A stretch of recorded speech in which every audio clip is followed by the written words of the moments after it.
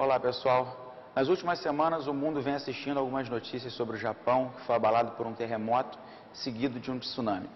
Mas nós temos na história alguns exemplos de outros eventos parecidos que vão impactar de uma forma mais direta a história do Brasil.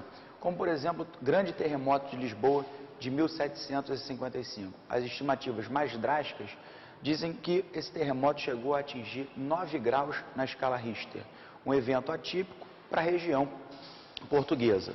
Na época, a sociedade, muito carola de Portugal, entendeu esse evento como um castigo divino. E isso, inclusive, depois vai ser discutido pelos filósofos do Iluminismo. Voltaire, no seu livro Cândido, dedica uma parte do livro à análise do terremoto de Lisboa. Esse terremoto também foi seguido por um grande tsunami. Os relatos da época falam do mar recuando, do rio Tejo recuando e depois ondas de até 10 metros. Foi uma verdadeira catástrofe para a cidade e que destruiu boa parte das construções da velha Lisboa. À época, a administração de Portugal era comandada pelo Marquês de Pombal, primeiro-ministro do governo do rei Dom José. Tanto o rei Dom José quanto Pombal sobreviveram à tragédia, mas depois tiveram um trabalho muito grande para promover a reconstrução da cidade de Lisboa. Isso acabou inviabilizando um projeto consolidado de despotismo esclarecido, de reforma administrativa, empreendida pelo Marquês de Pombal, porque agora Portugal passou a dedicar recursos na reconstrução da cidade. Muito bem, de onde vinha o recurso para a reconstrução da cidade? De onde vinha o dinheiro de Portugal? De onde vinha a riqueza portuguesa? Das colônias.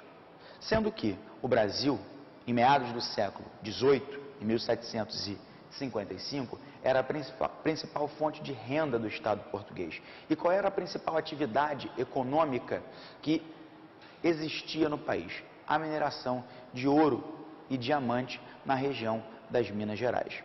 Isso gera um impacto sobre a administração colonial brasileira. Por quê? Portugal precisa maximizar a captação de recursos e vê no Brasil uma oportunidade de adquirir esse dinheiro para a reconstrução da cidade e reestruturação do Estado português.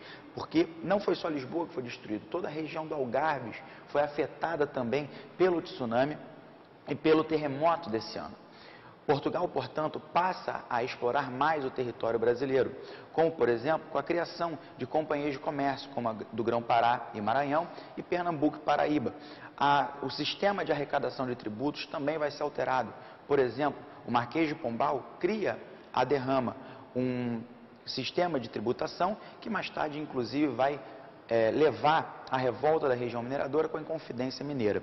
Outra coisa, a capital do Brasil, que ficava até então em Salvador, é transferida para a cidade do Rio de Janeiro, para que Portugal tivesse um controle mais efetivo sobre a região mineradora. Ou seja, uma catástrofe natural em Lisboa acaba trazendo impactos para o processo colonial português aqui no Brasil. Gera mudanças desse sistema, o que vai também provocar aqui impactos no país. Hoje em dia, ainda se discute, quais serão os impactos do tsunami do Japão. Isso vai afetar a economia mundial? Isso vai afetar a economia brasileira? A gente não sabe ainda em que medida, mas a gente já sabe os efeitos do terremoto de Lisboa. Valeu, obrigado e até a próxima.